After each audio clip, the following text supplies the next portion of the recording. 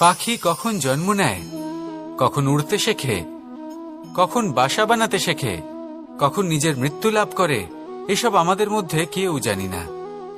কিন্তু পাখি একটা কথা খুব ভালো করে জানে, যে এই সংসারে ও যা কিছুই করুক না কেন, এই সংসারের ওকে নিয়ে কিচ্ছু যায় আসে না। এবার আমরা কি করি? কোনো কাজ করার আগে আমরা এটা ভাবি যে এই সংসার যদি আমাকে দেখে ফেলে তাহলে কে জানে এই সংসার কি ভাববে, আমার প্রতিচ্ছবি কেমন তৈরি হবে কে জানে, কে জানে কি হবে আদি ইত্যাদি। এই সব ভাবনায় আমরা মগ্ন হয়ে যাই। কিছুটা এমন ভাবে মগ্ন হই যে বর্তমানের কর্মের এই জীবনের যাত্রাপথে সেই সময়ের আনন্দ উপভোগ করতে ভুলে যাই। এবার দেখুন একটা পাখি কি করে, ওর কর্ম হলো গান গেয়ে চলা। ওই পাখি গেয়ে চলে, কেউ ওর গান শুনুক বা না শুনুক, কেউ আদৌ শুনছে কিনা সেই বিষয়টা নিয়ে সেই পাখির কিছুই যায় আসে না। সেই পাখি নিজের কর্ম করতে থাকে। হয়তো সেই জন্যই আপনি কখনো কোনো পাখিকে কাঁদতে দেখবেন না। এরকমই আপনাকে নিজেকে গড়ে তুলতে হবে। প্রথমে নিজেকে জিজ্ঞেস করুন, এই যে কর্ম আমি করতে চলেছি সেটা কি উচিত? যদি আপনার মনে হয় সেটা উচিত, তাহলে সেটা প্রমাণ করুন। এটা ভাববেন না যে এই সংসার কি ভাববে।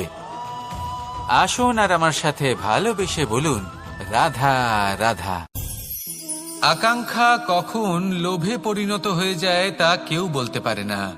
এবার তার পরিণাম কি হতে পারে তাও আমরা কেউ জানি না।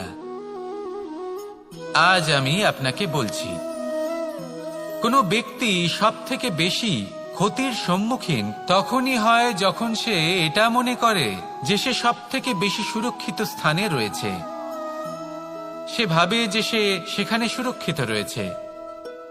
সে তখন অসাবধান হয়ে পড়ে, আর তখনই তাকে জীবনের সব থেকে বড় ক্ষতির সম্মুখীন হতে হয়।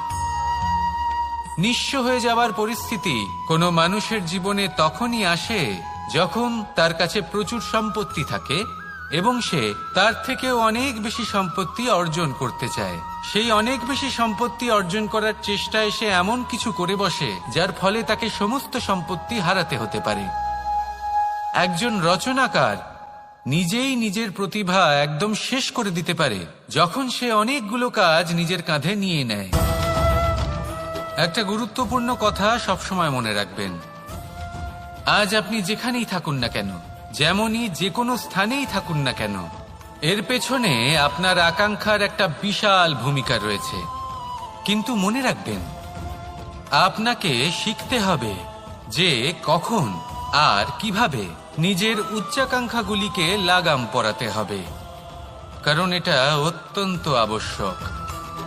তাই আসুন আর আমার সাথে ভালোবেসে বলুন, রাধা রাধা। রাত্রে আমরা সুখ নিদ্রা লাভ করি, আমরা স্বপ্ন দেখি, ভবিষ্যতের পরিকল্পনা করি, খুব ভালো লাগে।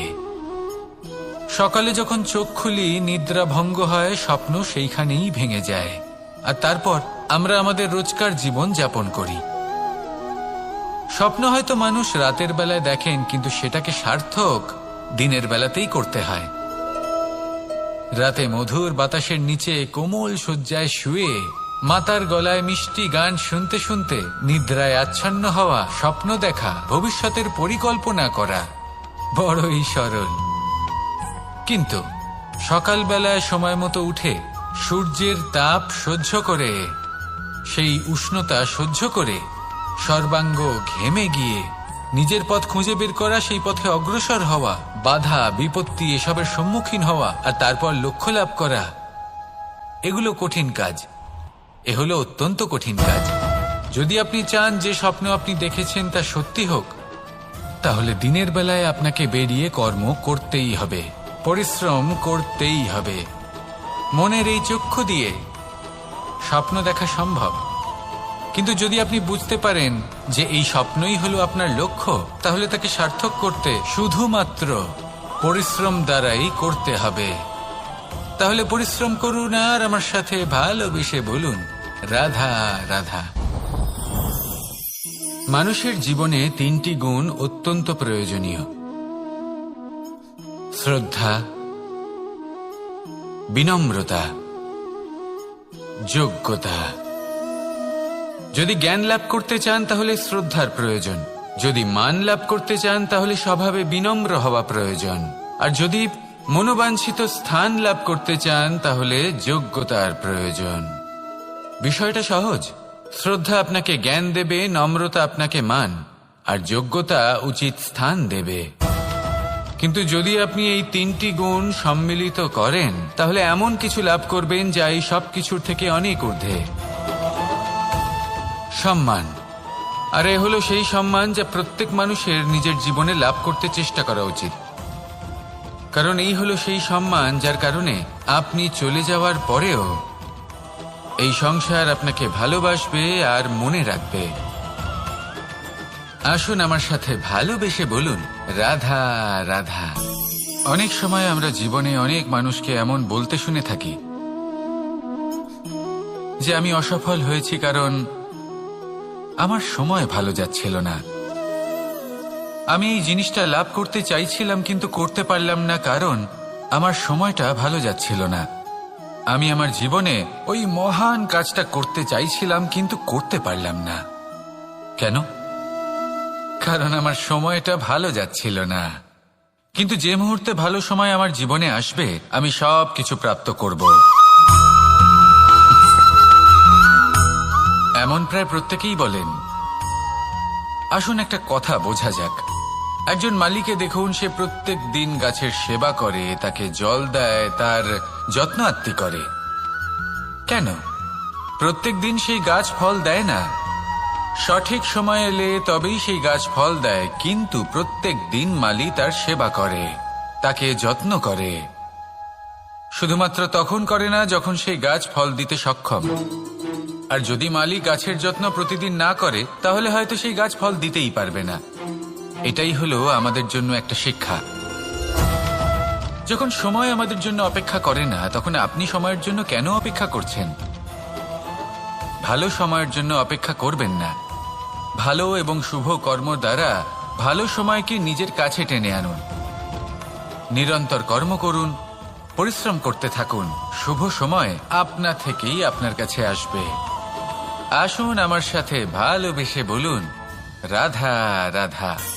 মানুষের এই সংসারে জীবনযাপন করার জন্য কিছু জিনিসের প্রয়োজন পড়ে।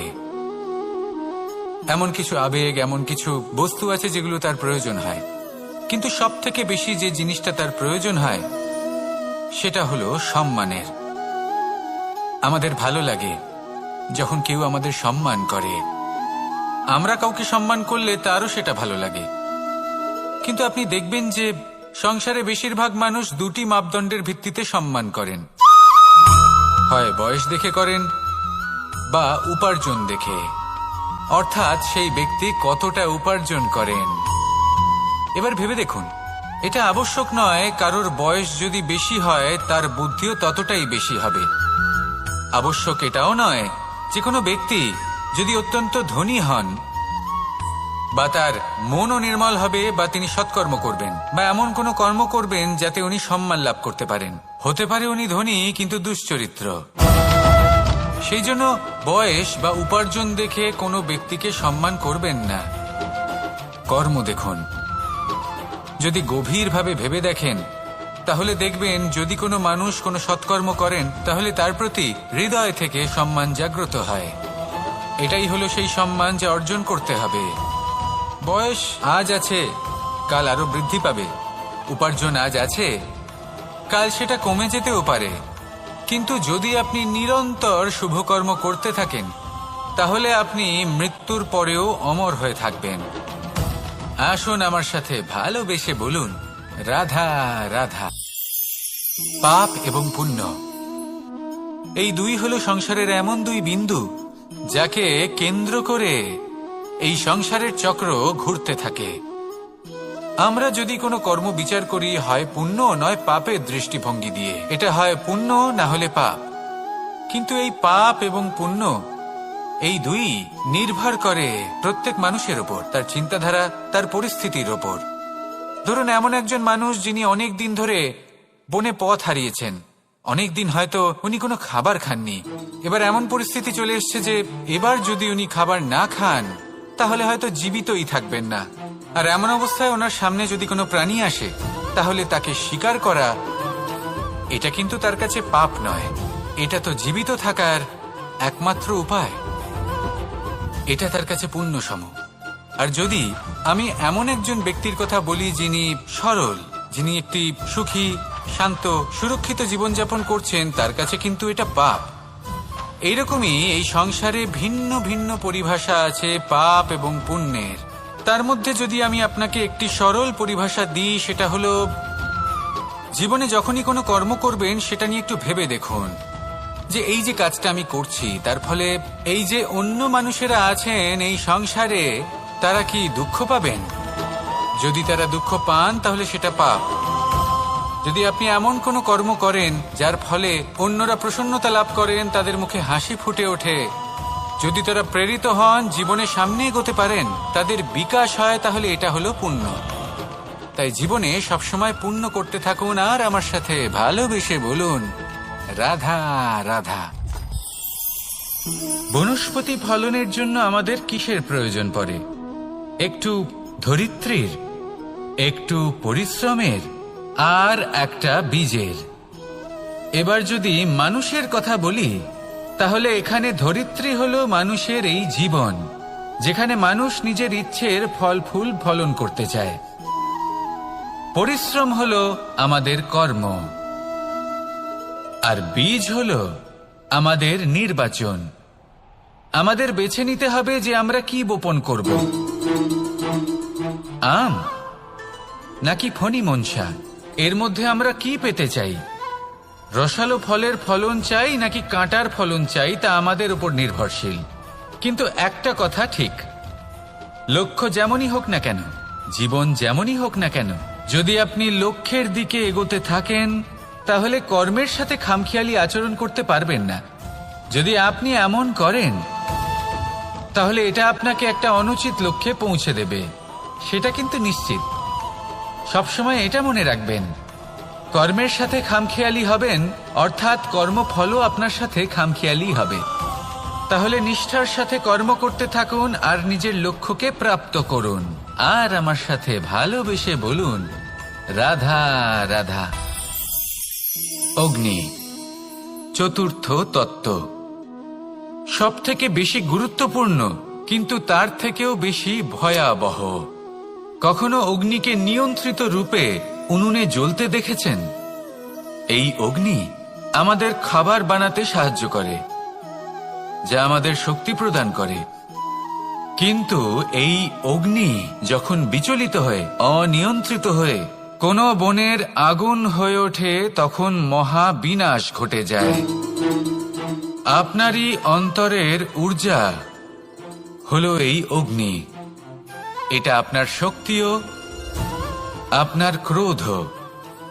একে ব্যবহার কিভাবে করবেন তা আপনারই হাতে।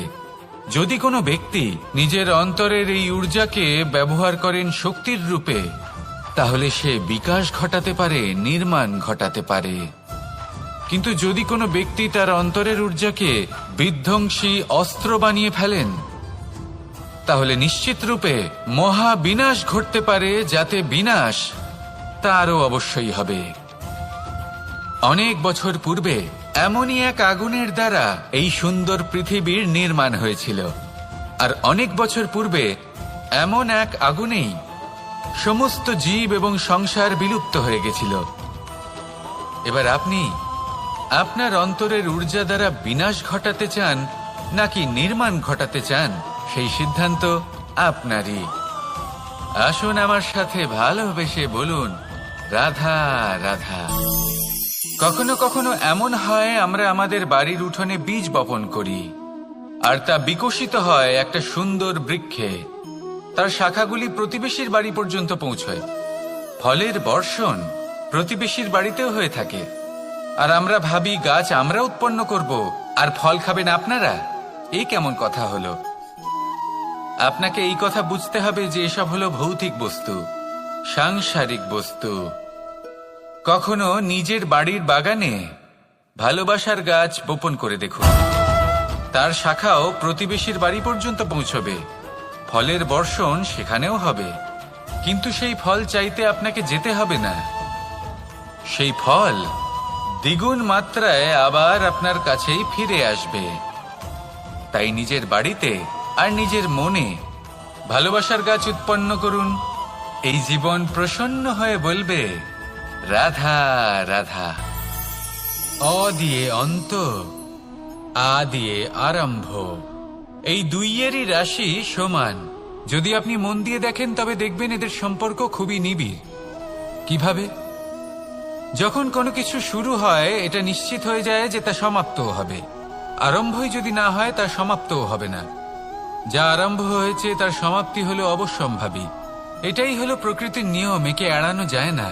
এবার এই কথা আমরা সকলে জানি। এবার মানুষ কি ভাবে যে সমাপ্তির পরে কি হতে পারে, এর উত্তর তাদের কাছে নেই। তাদের উচিত অন্য কোনো বিষয় ভাবা যা বেশি গুরুত্বপূর্ণ। এবার মানুষ এটা জানে না যে মৃত্যুর পরে কি হতে পারে, কিন্তু এই কথা অবশ্যই জানে যে জন্ম থেকে মৃত্যু পর্যন্ত এই সময়, যাকে আমরা জীবন বলে থাকি, এই সময় আমরা কর্ম করতে পারি। এই কথা তো আমরা জানি। তাহলে এমন কি কর্ম করা যেতে পারে যা আমাদের সমাপ্তির পরও আমাদের প্রাসঙ্গিক করে রাখতে পারে, এই বিষয় ভাবা উচিত। যে জন্মগ্রহণ করেছে তার মৃত্যু হবেই, এটা সাধারণ বিষয়। কিন্তু ইতিহাস আজও সেই সকল মানুষজনকে স্মরণ করেন যাদের এই সংসার তাদের মৃত্যু নয়, বরং তাদের জীবনকালে যে কর্ম তারা করেছেন তার দ্বারা মনে রাখেন। সেই কর্মের কারণে এই সংসারে তাদের নাম, তাদের কর্ম, তাদের ব্যক্তিত্ব, তাদের কীর্তি অমর হয়ে থাকে এবং থাকবে। আপনার কাছে এতটা সময় নেই যতটা আপনার মনে হচ্ছে আপনার কাছে আছে। সেই জন্য যত শীঘ্র সম্ভব শ্রেষ্ঠ কর্ম করুন, যতটা পারবেন ততটা অধিক সুকর্ম করুন। এই সংসারে নিজেকে অমর করে তুলুন আপনার মৃত্যুর পরেও। আর আমার সাথে ভালোবেসে বলুন, রাধা রাধা। ওমা, এ কি? আমি কখন থেকে এখানে অপেক্ষা করছি, হাত পেতে দাঁড়িয়ে রয়েছি যাতে একটা ফল আমার হাতে এসে পড়ে এবং সেটা আমি খেতে পারি। কখন থেকে অপেক্ষা করছি, কিন্তু সেটা হচ্ছেই না। এবার আপনি বলবেন যে এসব কি বলছি, এ কি অদ্ভুত কথা বলছি।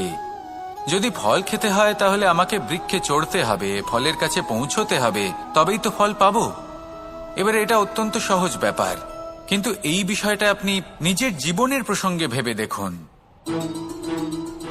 লক্ষ্য কোথায় আছে আপনি জানেন, সেই লক্ষ্যে পৌঁছানোর পথ কি সেটাও আপনি জানেন, সেই পথে চলার ক্ষমতাও আপনার রয়েছে, কিন্তু তাও আপনি নিজের লক্ষ্য লাভ করতে পারছেন না। কেন? কারণ আপনি অপেক্ষা করছেন যে লক্ষ্য আপনার সামনে চলে আসবে, কিন্তু তা হয় না। লক্ষ্য সে যাই হোক না কেন, ধন হোক, প্রেম হোক, কোনো সম্মান হোক বা মোক্ষ হোক, যদি আপনি তার দিকে অগ্রসর না হন তাহলে ফল প্রাপ্তি অসম্ভব ব্যাপার, তা কোনোদিনই হবে না।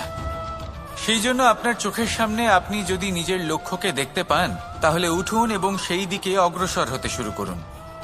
নিজের অন্তরের সকল অশুভ গুণ দূর করুন, অলসতা ত্যাগ করুন, অজ্ঞানতা ত্যাগ করে দিন এবং চলতে থাকুন। অবশ্যই মনোবাঞ্ছিত ফল লাভ করতে পারবেন। মনে রাখবেন, চলতে থাকলে তবেই লক্ষ্য প্রাপ্তি হবে। অপেক্ষার দ্বারা শুধুমাত্র মৃত্যু লাভ হবে। আসুন আমার সাথে ভালোবেসে বলুন, রাধা রাধা। কর্ম সর্বদাই শান্ত মনে করুন।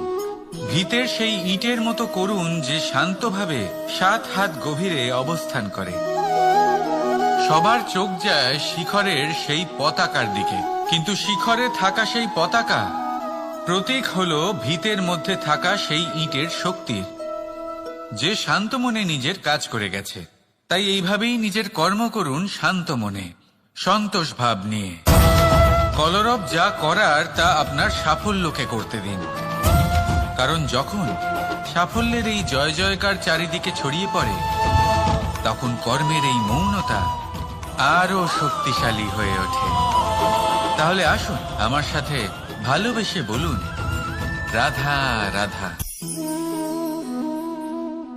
এই সম্পর্ক হল গুরু এবং শিষ্যের। গুরু হলেন ধনুকের সেই প্রত্যাঞ্চার মতো যিনি নিজেকে পেছনে রেখে শিষ্যকে তার গন্তব্যের দিকে এগিয়ে দেন, তাকে নিজের লক্ষ্য ভেদ করতে দেন, আর সর্বদাই কঠোর হয়ে থাকেন যাতে শিষ্য কখনোই নিজের লক্ষ্যচ্যুত না হয়।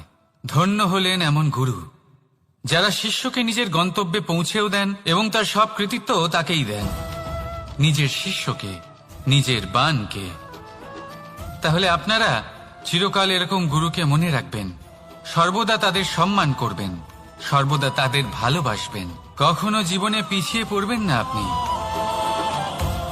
আসুন আমার সাথে ভালোবেসে বলুন, রাধা রাধা। আপনি কখনো আতর মেখেছেন? একটা শ্রেষ্ঠ আতরের গুণ হলো ওকে মাখার পরে অনেক দিন পর্যন্ত তার সুবাস থেকে যায়। তারপরে আপনি বস্ত্র বদল করুন বা রেখে দিন, তার সুবাস থেকেই যায়। এবার ধরে নিন এই আতর হলো আপনার কর্ম, আর আপনার শরীর, আপনার বস্ত্র হলো আপনার জিহ্বা। যত শ্রেষ্ঠ আপনার কর্ম হবে তত বেশি এই সংসার আপনাকে জানবে। আপনার কর্ম যদি সর্বশ্রেষ্ঠ হয় তাহলে সারা জীবন মনে রাখবে, আর জীবনের পরেও আপনাকে ভুলবে না। এই কর্ম ধর্ম ভেবে পালন করবেন, কারণ এই চিন্তা ভাবনাই সত্য হয়ে সামনে আসে। সেই জন্য ভাবনাকে পুষ্ট করুন, যুক্তিবোধ শ্রেষ্ঠ করে তুলুন, সবকিছু নিজে থেকেই হয়ে যাবে। পথ আপনা থেকেই সামনে চলে আসবে, কর্ম নিজে থেকেই হতে থাকবে। শুধু কর্ম ধর্ম মনে করে পালন করতে থাকুন, আর আমার সাথে ভালোবেসে বলুন, রাধা রাধা। এই জীবন, এই জীবন দেখতে গেলে কিন্তু খুবই কঠিন। এই জীবন কি করি হে নারায়ণ, এটাকে একটু সহজ কি করে করে তোলা যায়, এই প্রশ্নই তো আসছে মনে। এর উত্তর স্বয়ং সেই মানুষের মধ্যেই লুকিয়ে, তার সিদ্ধান্তে, তার নির্বাচনের মধ্যে লুকিয়ে। এবার জীবনের যে কঠিন সময়গুলো থাকে সেগুলো সেই প্রসঙ্গের মতোই হয়। যেমন ধরুন, আপনি হাঁটছেন হাঁটছেন আর হঠাৎ করে পায়ে কাঁটা ফুটে গেল। এবার আপনি কি করবেন? এমনও ব্যক্তি আছেন যারা সেই কষ্টের কারণে, সেই কষ্ট পাওয়ার ভয় পিছিয়ে আসেন। এমনও কিছু ব্যক্তি থাকেন যারা সেই আঘাতে নিরাময় করার জন্য সময় নষ্ট করবেন, কতটা জানি না। এমনও কিছু ব্যক্তি থাকতে পারেন যিনি হয়তো সেই কাঁটাকে তুলে নিয়ে তার ব্যবহার গজালের মতো করবেন, তাকে দেওয়ালে পুঁতে একটা সুন্দর ছবি লাগাবেন যাতে সেই দেওয়াল আরো সুন্দর দেখতে মনে হয়। এটাই জীবনের সাথেও হতে পারে। এবার দেখুন, জীবন হলো কঠিন নাকি অত্যন্ত কঠিন সেটা গুরুত্বপূর্ণ নয়, সেটাকে সরল করার জন্য আপনি কি করছেন সেটা গুরুত্বপূর্ণ। জেনে রাখুন, আমরা সবাই মরণশীল, আমাদের সবার মৃত্যু হবে, প্রত্যেককেই এক না একদিন অবশ্যই মরতে হবে। এবার যখন সেটা হতেই চলেছে তাহলে ভয় কেন পাবো, চিন্তা কেন করব? দুশ্চিন্তা করলে কি এর সমাধান হয়ে যাবে? কখনোই নয়। যা প্রারব্ধ তা হবেই। তাই জীবন এই কিছুক্ষণ আপনাকে বাঁচার জন্য দিয়েছে, তা বাঁচতে শুরু করে দিন। জীবনে যা পরিস্থিতি আসুক তা ধন্যাত্মক দৃষ্টিভঙ্গি দিয়ে দেখা শুরু করুন। এটা যদি আপনি শিখে নিতে পারেন তাহলে আপনার এই জীবন সুখ ও প্রসন্নতা দ্বারা ভরে উঠবে। আর এই প্রসন্নতাই আপনি বলবেন, রাধা রাধা। বৃষ্টির জল যখন মেঘের দ্বারা টিপ টিপ করে ঝরে পড়ে তখন কি ভালো লাগে, তাই না? শুধু যে এই আবহাওয়া ভালো করে তুলে তাই নয়, এই মাটিতে সমাহিত হয়ে একটা অত্যন্ত সুন্দর গন্ধ উৎপন্ন করে। এই লতা পাতা, এই বৃক্ষ এদের জীবন দান করে, এদের পুষ্ট করে তোলে, আর তার সাথে অনেক জীবের কল্যাণ করে।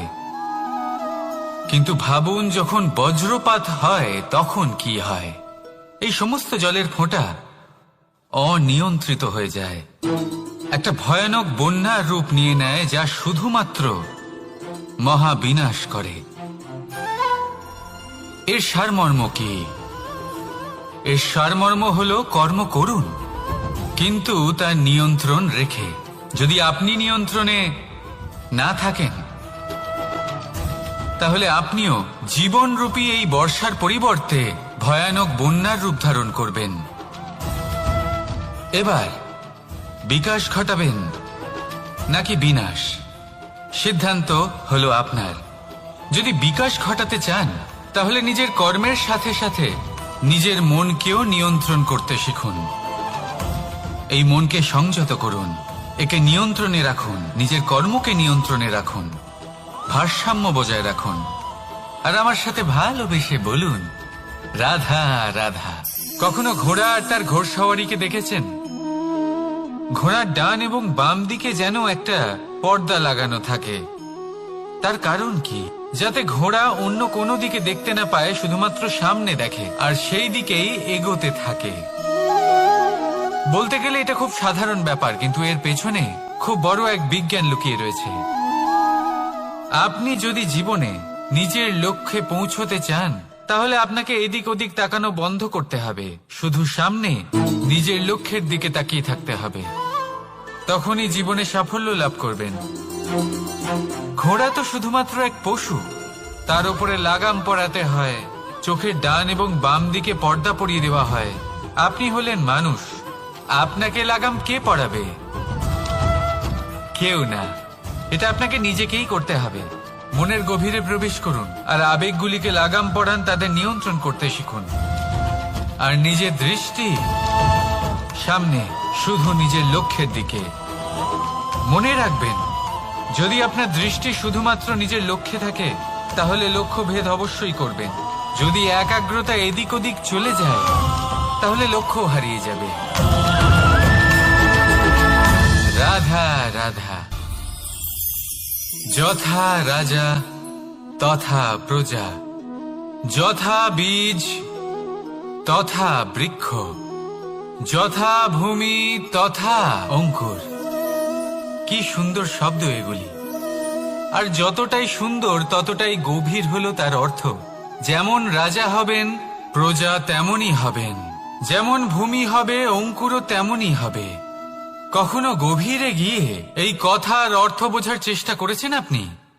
রাজা এই শব্দের মূল হল রজ। রজ কথার অর্থ হল মাটি। অর্থাৎ রাজা হলেন তিনি যিনি মাটির সাথে যুক্ত। রাজা হলেন তিনি যিনি প্রজাদের সম্মান করবেন, তাদের যত্ন নেবেন, তাদের চোখে জল দেখলেই চিন্তিত হয়ে উঠবেন, তাদের অশ্রু মোছার জন্য সমস্ত সম্ভাব্য চেষ্টা করবেন, তাদের সুখী রাখার জন্য সমস্ত চেষ্টা করবেন। রাজা এরকম হয়। এবার এই সমস্ত গুণ যদি একজন রাজার মধ্যে না থাকে তাহলে প্রজার মধ্যে অসন্তোষ দেখা যায়। আর এই অসন্তোষ বিদ্রোহের রূপ নেয়। আর এই বিদ্রোহ যে কোনো রূপেই হলো বিনাশকারী। তাহলে রাজার উচিত প্রজাদের রক্ষা করা এবং প্রজাদেরও উচিত রাজার প্রতি বিশ্বাস রাখা, তার অনুকরণ করা। এই দুজন যখন এক হবেন তখনই শাসন স্থির হবে, তখনই এই দেশ নিয়ন্ত্রণে থাকবে। যদি দুজনের মধ্যে কোনো একজন নিয়ন্ত্রণ হারান তখন মহা বিনাশ অবশ্যই হবে। তাহলে রাজা নিজের কর্ম করবেন আর প্রজা নিজের ধর্ম পালন করবেন। আর আমার সাথে ভালোবেসে বলবেন, রাধা রাধা। কখনো কখনো আমরা ভাবি যে কোনো ব্যক্তি যিনি ধর্মের পথে চলেছেন, যদি তার দ্বারা কোনো ভুল হয়ে থাকে তাহলে নিয়তি তাকে সেই মুহূর্তেই কঠোর শাস্তি দেন। কিন্তু সেই সব মানুষ যারা সংসারের সবথেকে বড় অধর্মী, বহু নিকৃষ্ট মানের কাজ করেন, তাদের নিয়তি অনেক সুযোগ দেন। তাদের নিয়তি এরকম কঠোর প্রহার করেন না। এই ভাবনা কখনো না কখনো মনে আসেই। ভেবে দেখুন কেন? আসলে জীবনকে বেশিরভাগ মানুষ একভাবেই দেখে থাকেন, বিভিন্ন স্তরে একে দেখা উচিত। এবার আপনি বলুন, এই সংসারে কোনো অধর্মী কখনো প্রেরণার উৎস হতে পারেন? কখনোই নয়। যে মানুষ নিজের আত্মাকে মলিন করে ফেলেছেন তিনি এই সংসারকে কিভাবে প্রেরণা যোগাবেন? উনি নিজেই বুঝতে পারেন না কোনটা করা উচিত, ধর্ম কোনটা।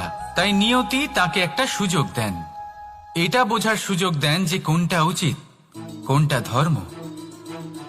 সুযোগ দেন নিজের বিবেক জাগিয়ে তোলার, তাকে সুযোগ দেন নিজের অন্তরাত্মার ডাক শোনার। যখন তাতেও কাজ হয় না তখন নিয়তির কাছে একটাই পথ বাকি থাকে, আর তা হল মহাবিনাশ। মহাবিনাশ হয়তো দেরিতেই আসতে পারে, কিন্তু তা অবশ্যই আসবে। আর যখন মহাবিনাশ আসে তখন মহাবিনাশের যন্ত্রণা সমগ্র মানব জীবনের যন্ত্রণার থেকে অনেক বেশি হয়। এই কথাটা সবসময় মনে রাখবেন। আর অন্যদিকে যে মানুষ ধর্মের পথে চলছেন তার দ্বারা যদি কোনো ভুল হয়ে থাকে তখন নিয়তি তার পরীক্ষা নেন। কিছুক্ষণের জন্য মানুষের মনে হতে পারে নিয়তি তাকে কঠোর শাস্তি দিয়েছেন, কিন্তু সময়ের সাথে আমরা সবাই দেখি যে যখন সেই মানুষ সেই পরীক্ষায় উত্তীর্ণ হন, এই সমস্ত সংসারের জন্য প্রেরণার উৎস হয়ে ওঠেন। অর্থাৎ নিয়তি প্রত্যেক মানুষকে তার কর্ম অনুসারে উচিত ফলও দেন, উচিত শাস্তিও দেন। পার্থক্য হলো শুধুমাত্র সময় আর আপনার দৃষ্টিভঙ্গি। তাই ধর্মের পথে চলুন আর আমার সাথে ভালোবেসে বলুন, রাধা রাধা। মনুষ্যরূপে জন্ম নিয়েছি এবং সমস্ত কর্ম এই রূপেই করেছি, কিন্তু আশ্চর্যের বিষয় হলো যে আজও মানুষ আসেন এবং হাত জোর করে প্রার্থনা করেন যেন আমি ওনাদের সহায়তা করি।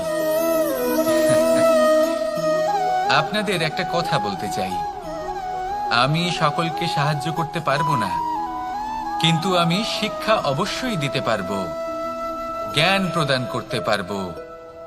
এমন কিছু জ্ঞান যার ভিত্তিতে মানুষ যা চাইবেন তাই লাভ করতে পারবেন যদি সঠিক কর্ম করতে থাকেন।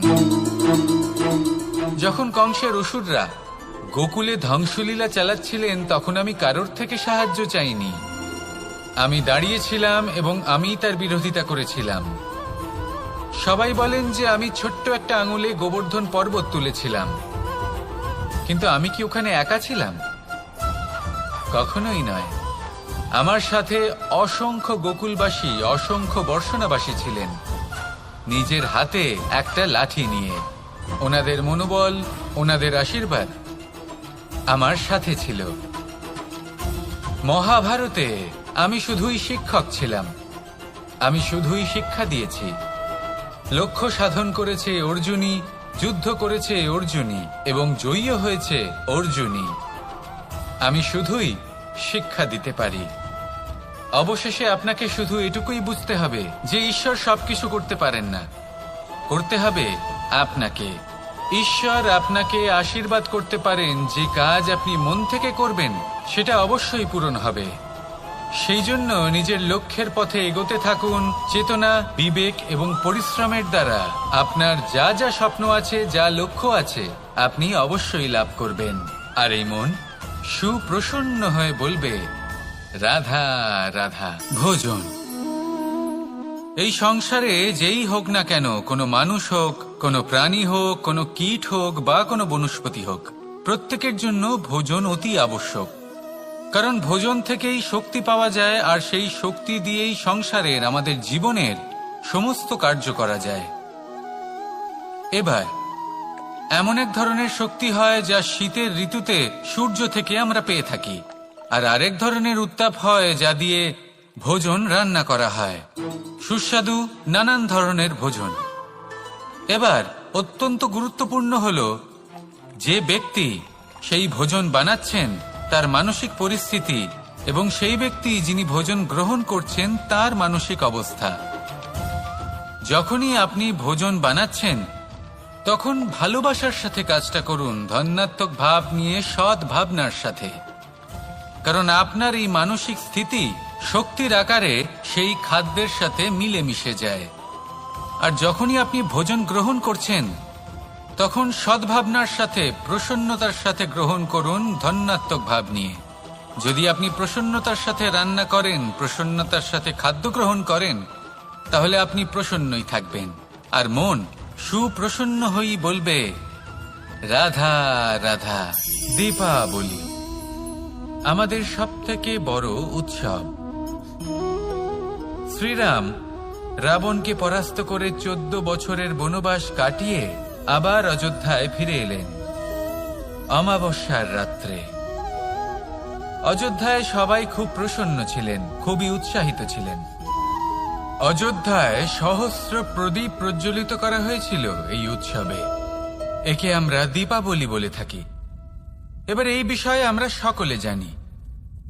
আপনি কি এটা জানেন যে শ্রীরাম বাস্তবে অমাবস্যার এক রাত আগেই অযোধ্যায় পৌঁছে গেছিলেন? সবার সামনে অমাবস্যার রাতে এসেছিলেন। এর কারণ কি? শ্রীরাম প্রমাণ করতে চেয়েছিলেন যে যে কোনো সময়, দিন হোক বা রাত, শুভ বা অশুভ হয় না। শুভ অশুভ কিছু থাকলে তা হলো মানুষের চিন্তা, তার ভাবনা, তার নির্বাচন আর তার কর্ম। নিজেই দেখে নিন, শ্রীরাম শুভ কাজ করে ফিরেছিলেন এবং অমাবস্যার মতো গভীর এক রাত্রিকেও দীপাবলিতে পরিবর্তিত করেছিলেন।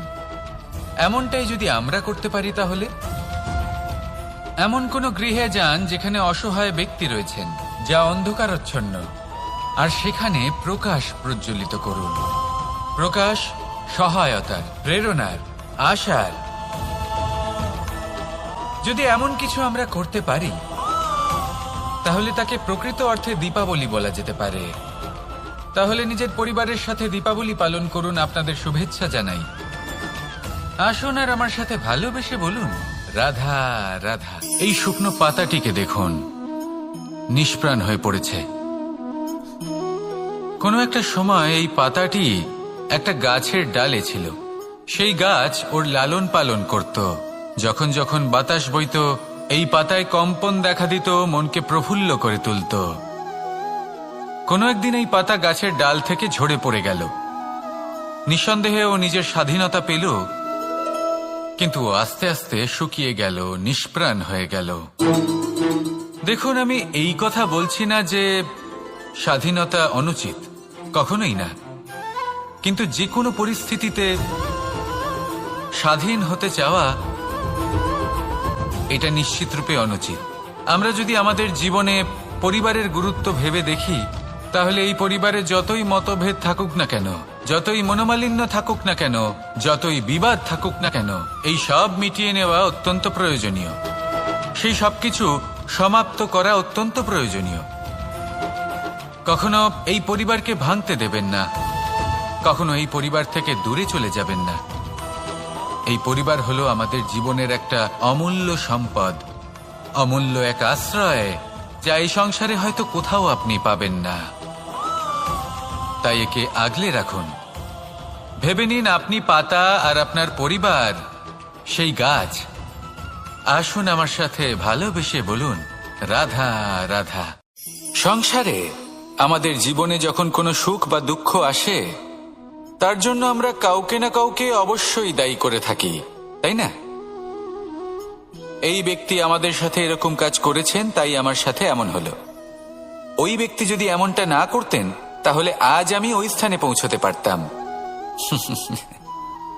সবই আপনার দৃষ্টিভঙ্গির ওপর নির্ভরশীল। আর যদি আপনার দৃষ্টিভঙ্গি এমন হয়, তাহলে তা অনুচিত। সত্যি কথা বলতে, এই সংসারে ভিন্ন ভিন্ন ধরনের মানুষ আছে। এটা আপনার ওপর নির্ভর করছে কিভাবে তাদের স্বাগত জানাবেন। একবার ভাবুন, আমি আমার দুটো হাত সামনে নিয়ে এলাম, দুটো মুঠো খুলে দিলাম। দুই প্রকারের মানুষ আসবেন, কিছু না কিছু দিয়ে যাবেন। এই মুঠো যদি আমি বন্ধ করে দিই, তাহলে না কেউ আমাকে কিছু দিতে পারবে, না আমার কিছু যাবে আসবে। নিশ্চয়ই বুঝতে পারছেন এই দুই ধরনের ব্যক্তি কারা এবং তারা কি দিয়ে যান। আমি যদি নিজের মুঠো খুলে দিই, তাহলে কিছু ভালো মানুষ আসবেন, আমাকে আনন্দ, সন্তুষ্টি, জ্ঞান প্রদান করে যাবেন, ভালো অভিজ্ঞতা দিয়ে যাবেন। কোনো খারাপ ব্যক্তি যদি আসেন, তাহলে তিনিও খারাপ অভিজ্ঞতা দেবেন, যার থেকে আমি শিক্ষা লাভ করব। এই সব কিছু আমি লাভ করতে পারি। মুঠো যদি বন্ধ করে রাখি, তাহলে আমি কিছুই পাবো না। দেখুন, এই সংসারে প্রত্যেকের জীবনে এইরকম। প্রত্যেকের জীবনে সবকিছুই আছে, ভালো খারাপ দুই মানুষই আছে। ভালো অভিজ্ঞতা আছে, খারাপ অভিজ্ঞতা আছে। নির্ভর করছে আপনার উপর যে আপনি কি করবেন, এনাদের স্বাগত কিভাবে জানাবেন, কার থেকে কি বুঝবেন, কি শিখতে পারবেন, আর কোন দৃষ্টিভঙ্গি নিয়ে অগ্রসর হবেন। এটাই নির্ধারণ করবে যে আপনার জীবন কেমন হবে। আসুন আমার সাথে ভালোবেসে বলুন, রাধা রাধা। এই সংসারে সব থেকে বেশি কোমল বস্তু হলো রেশম। এই রেশম এতটাই কোমল হয় যে এর পুরো একটা থান শুধুমাত্র একটা হাতে ধরা সম্ভব। কখনো ভেবে দেখেছেন এই রেশম কিভাবে হয়? একটি কীট তার লালার দ্বারা উৎপন্ন হয়। এই কীট সেই রেশমকে পাক দিতে থাকে, পাক দিতেই থাকে, আর আস্তে আস্তে তার মধ্যেই জড়িয়ে পড়ে। শেষে ওর এই সুন্দর